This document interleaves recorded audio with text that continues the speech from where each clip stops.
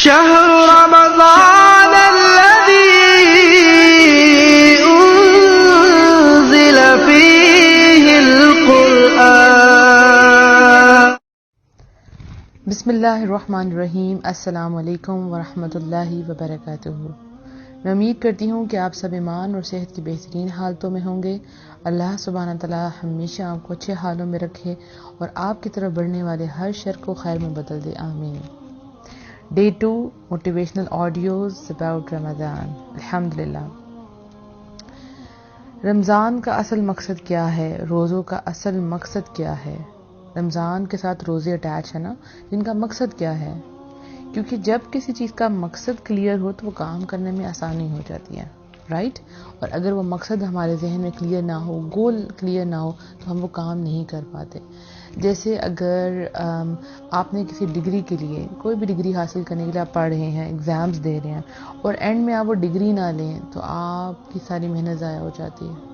ٹھیک ہے؟ اور لوگ آپ کو بیوقوف کہیں گے کہ اتنی محنت کی تو ڈگری نہ لی. اصل مقصد تو ڈگری تھا نا، علم بھی تھا اور اینڈ میں ڈگری بھی تھی، رائٹ؟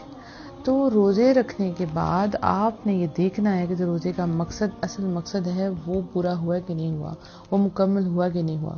اب آپ کے ذہن میں آ رہا ہوگا پھر رمضان کا کیا مقصد ہے، روزوں کا کیا مقصد ہے؟ تو آئیے دیکھتے ہیں اللہ سبحانہ تعالیٰ نے سورہ البقرہ میں کیا فرمایا ہے. اللہ تعالیٰ نے فرمایا یا ایھا الذین آمنوا کتب علیکم الصیام کما کتب علی الذین من قبلکم لعلکم تتقون. اے ایمان والو، تم پر روزے فرض کیے گئے جس طرح تم سے پہلے لوگوں پر فرض کیے گئے تھے تاکہ تم متقی بن جاؤ. پہلی بات کہ روزے آپ پر بھی فرض ہیں اور آپ سے پہلے لوگوں پر بھی فرض تھے، یعنی ہر عاقل و بالغ انسان پر روزے فرض کیے گئے ہیں. آپ ان کو چھوڑ نہیں سکتے بغیر کسی مجبوری کے. اور دوسری بات یہاں سے کیا پتہ چلتی ہے؟ تاکہ تم متقی بن جاؤ.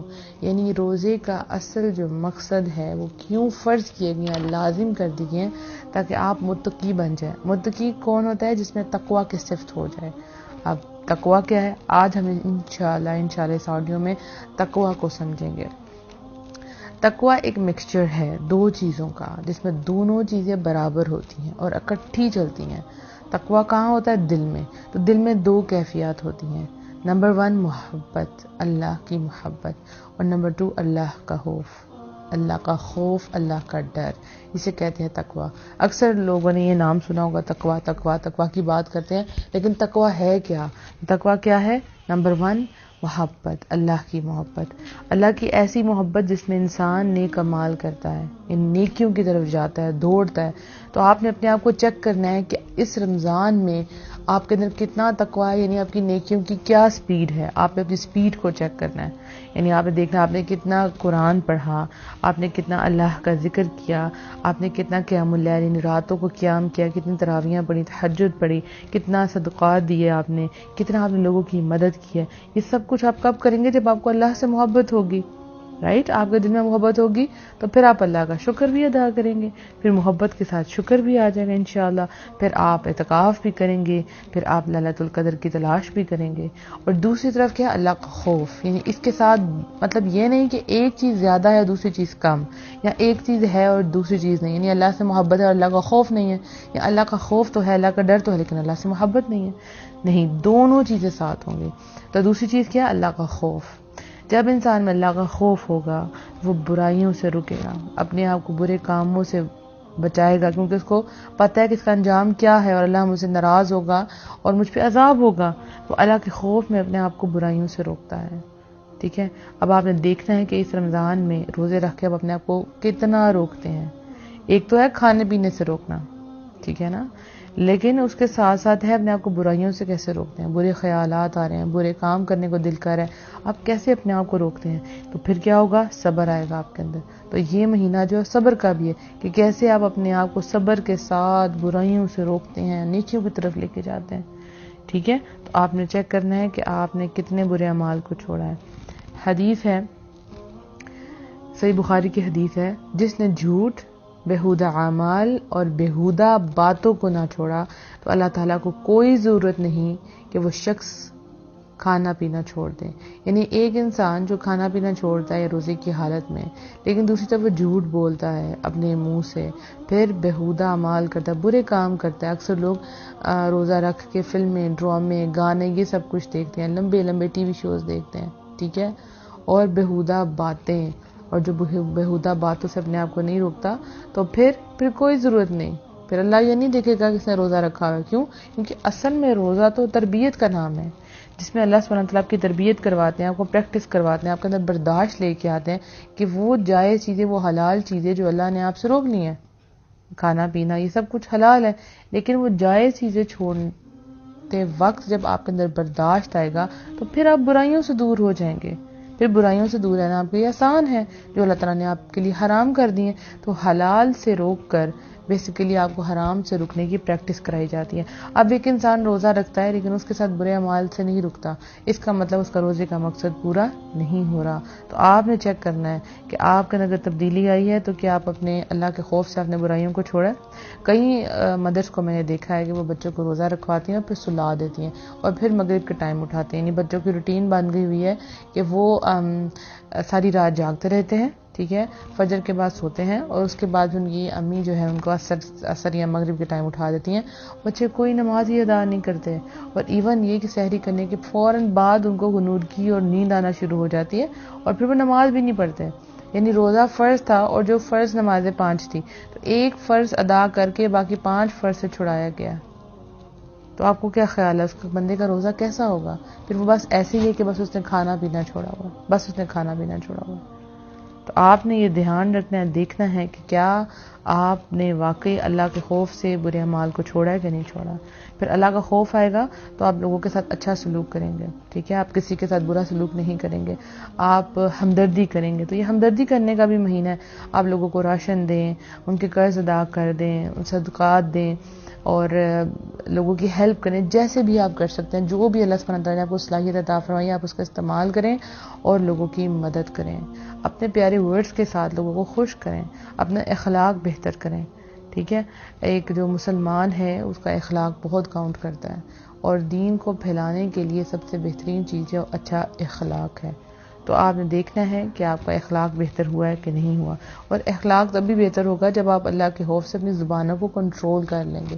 آپ برے الفاظ منہ سے نہیں نکالیں گے تو آٹومیٹیکلی اچھے الفاظ ہی نکلیں گے، یا ایٹ لیسٹ اچھے نہیں نکلیں گے تو برے بھی نہیں نکلیں گے. تو انشاءاللہ آپ کا اخلاق پہلے سے بہتر ہو جائے گا. تو پھر روزہ صرف کھانے پینے چھوڑنے کا نام نہیں ہے، بلکہ یہ تربیت اور برداشت کا مہینہ بھی ہے. تو پھر اس میں کیا آئے گی؟ آپ کی تبدیلی آئے گی. So it's a month of change. یہ ایک تبدیلی کا مہینہ بھی ہے.